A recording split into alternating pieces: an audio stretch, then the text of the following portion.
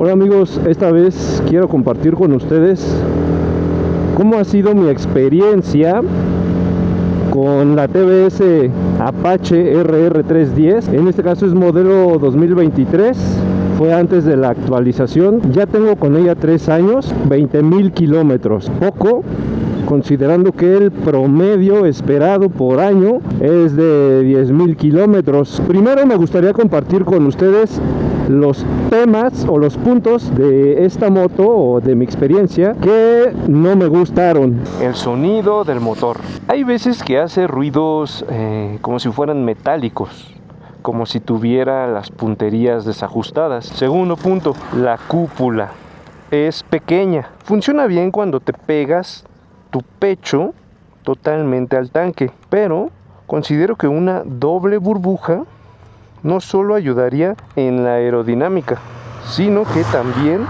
se vería muy chula. Número 3, el escape estéticamente. A mi consideración, pues no es feo, pero por supuesto que puede verse mucho mejor si lo hubiesen hecho un poco más pequeño o estético. Justo donde está el basculante, por donde pasa el tubo de escape, la tubería, hay un espacio que se hubiese podido aprovechar para meter el catalizador. Otra opción hubiese sido debajo del colín, algo así al estilo de la Honda CBR600RR. Siguiente punto, la sensación del acelerador en los modos Urban y Rain, principalmente en zonas con subidas o pendientes. Con esto me refiero a que la sensación del acelerador es muy torpe por debajo de las 3000 revoluciones.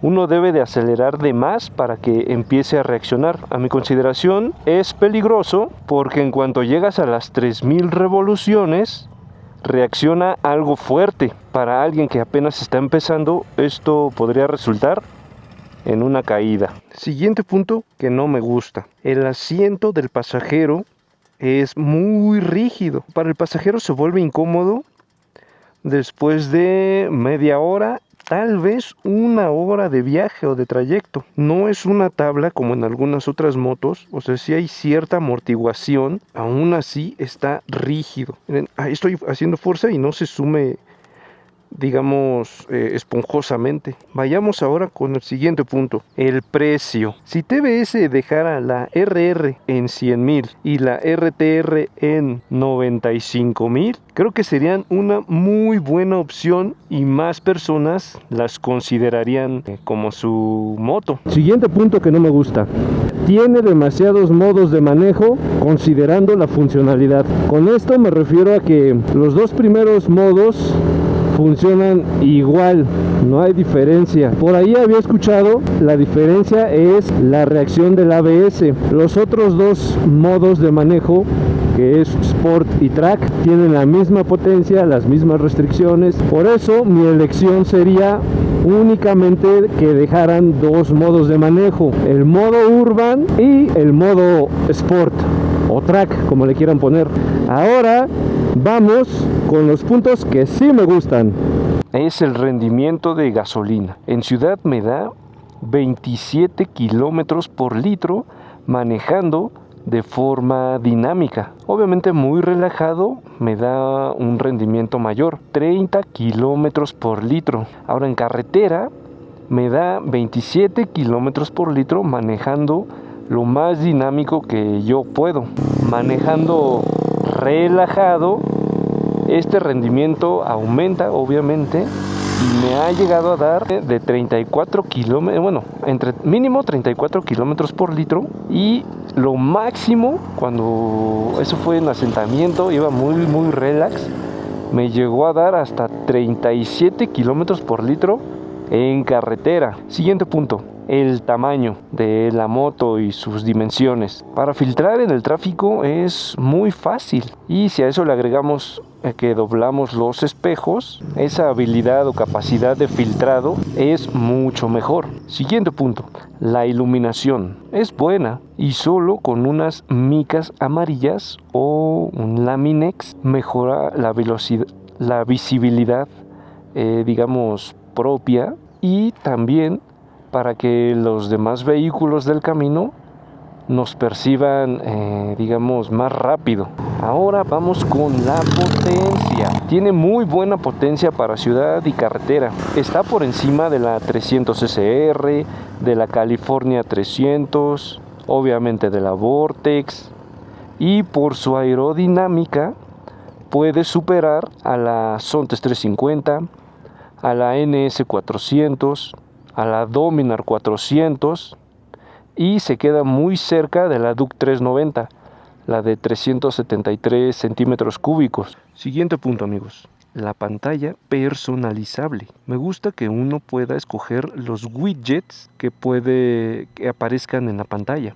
Por ejemplo, en modo urban, yo utilizo el odómetro, el rendimiento de la gasolina actual o en tiempo real, la temperatura del refrigerante y el rango de la gasolina que queda en el tanque. Ahora vayamos al modo track. Les repito, estos son los únicos dos modos que yo ocupo: temperatura del refrigerante y el rango de gasolina que queda en el tanque. Podemos personalizarlos, escogerlos.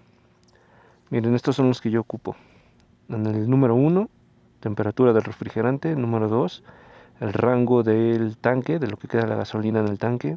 Número 3, odómetro. Y número 4, rendimiento en tiempo real de la gasolina, o sea, los kilómetros por litro.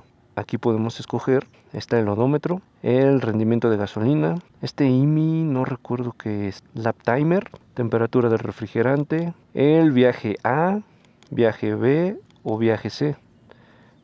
Ahí se me hace que son demasiados, yo solamente ocupo el A. La velocidad promedio, el tiempo que hacen del 0 a 60 kilómetros por hora, el rango de combustible y el top speed, el mayor que hayan registrado, el máximo, el trip diario. Siguiente punto, el espacio que hay, la herramienta que es debajo del asiento del copiloto, porque no solo guardo ahí la herramienta, sino que queda un poco más de espacio para guardar otras cosas. Yo, por ejemplo, guardo las baterías de la cámara o las baterías del dron. También guardo la funda de mi casco cuando no quiero andarlo cargando en el brazo, sino nada más así con su bolsita en la espalda. Los candados de disco. Algo que también me gusta es la altura del carenado al piso. Como el escape no pasa por debajo, esto nos ayuda a que cuando vamos con pasajero no se achaparre la moto. Bueno, ahí también ayuda el monoshock de muy buena calidad. No hay que andarnos cuidando de pasarlo despacito o de lado, e incluso bajar escalones, si es el caso, alguna banqueta, no va a pegar, ya sea que vaya solo o con pasajero. Algo que me gusta mucho es el sonido del motor. No sé si tenga válvula variable como Yamaha, pero siento que a ciertas revoluciones como que se abren más. Escuchen, a ver si logran escucharlo.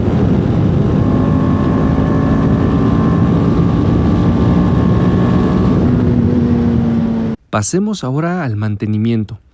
Realmente es muy sencillo, yo mismo lo hago. Los insumos son fáciles de conseguir en las agencias o también en Mercado Libre. En cuanto al aceite, yo lo compro ya sea en Motocity o en Astrobiker. A continuación les pongo una tablita con los precios que yo he encontrado de los insumos que he ocupado. 2 litros de aceite Ippone Katana 15W50 sintético por 740 pesos. Filtro de aceite 350 pesos. Filtro de aire 380 pesos. El filtro de aire de alto flujo, el KIN, yo lo encontré en Amazon por 1100 pesos. 1 litro de refrigerante Motul 230. La bujía NGK 170 pesos. Aunque también está la bujía Bosch por 570 pesos.